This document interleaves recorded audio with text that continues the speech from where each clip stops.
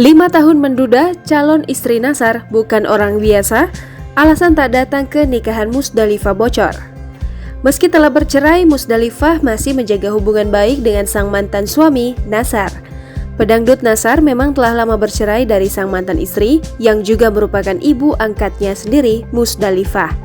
Ya, seperti diketahui, Nasar dan Musdalifah resmi bercerai sejak tahun 2015 lalu.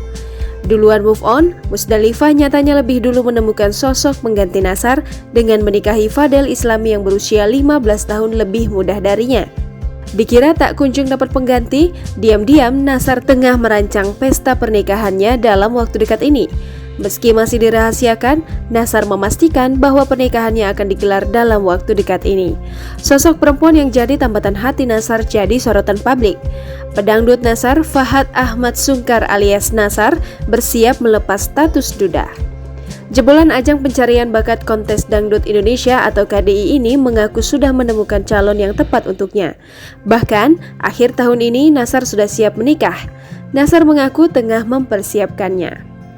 Disinggung sosok sang kekasih, pelantun seperti mati lampu ini menyebut berasal dari kalangan biasa dan memastikan bukan dari kalangan artis. Mantan suami Musdalifah ini membeberkan alasannya yakin mau menikahi sosok perempuan tersebut.